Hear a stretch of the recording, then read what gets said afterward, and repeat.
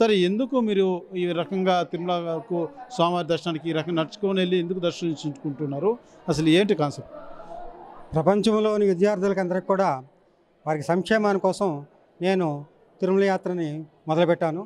2006 December 2వ తారీఖు నుంచి మొదలుపెట్టాను. ఇప్పటి వరకు 953 వారాలు పూర్తి చేశాను. ప్రతి ఒక్క విద్యార్థికి, ప్రపంచంలోని ప్రతి ఒక్క విద్యార్థికి కూడా సంపూర్ణ ఆరోగ్యము, అత్యున్నత ప్రమాణాల విద్య, ఉపాధి, నైతిక విలువలు చేకూరాలని, ప్రతిభావంతమైన పిల్లలకు కూడా ఆరోగ్యం చేకూరాలని నేను యాత్ర కొనసాగిస్తున్నాను. ఇప్పటి వరకు 953 వారాలు పూర్తి చేశాను. ఇది 954వ వారము. ఇక కూడా భగవంతుడు కరుణించిన రోజులు నేను అలిపిరి నుంచి తిరుమలకు నడుచుకుని వెళ్ళి శ్రీవారిని దర్శించుకుని వాళ్ళ కోసం మొక్కులు తీర్చుకోవాలని నిర్ణయించాను. ఇది ఇంకా కొనసాగాలని భగవంతుని కోరుకుంటున్నాను.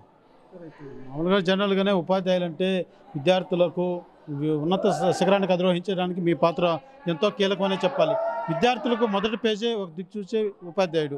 అటువంటి మీరు ఇవాళ ఇంత పటిష్టమైనటువంటి ఏదో ఒక భక్తి భావంతో విద్యార్థుల మధ్య జరగాలని యాత్ర చేపడుతున్నారు. అయితే ఇది ఎన్నేళ్ళుగా సాగుతుంది? మీకు ఎన్నేళ్ళు మీరు ఉపాధ్యాయుడిగా సర్వీస్ చేశారు సార్? నేను 35 సంవత్సరాలు ఉపాధ్యాయునిగా పనిచేసి హై స్కూల్ ప్రధానోపాధ్యాయునిగా రిటైర్డ్ అయ్యాను లాస్ట్ ఇయరే.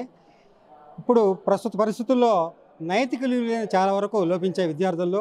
ప్రతి ఒక్కరు కూడా తల్లిదండ్రులు వాళ్ళని అబాకస్ సెంటర్లకి, కంప్యూటర్ సెంటర్లకి తీసుకుని పోతున్నారే కానీ నైతిక విలువలు పెంపొందించేందుకు గుడులు గోపురాలు పిలిచిపోతే బాగుంటుందనే ఉద్దేశంతో నేను ఈ యాత్రను కొనసాగిస్తున్నాను. ఈ విషయాన్ని కూడా నేను తటస్థపడిన తల్లిదండ్రులను కూడా తెలియజేస్తున్నాను.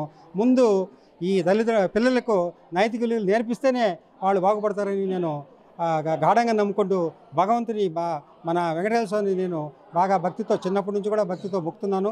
వీళ్ళ కోసమే నేను ఈ 19 సంవత్సరాలుగా నేను తిరుమలకు నడుచుకుని వెళ్ళి శ్రీవారిని దర్శించుకుని పిల్లల కోసమే, విద్యార్థుల కోసమే నేను మొక్కులు తీర్చుకుంటున్నాను.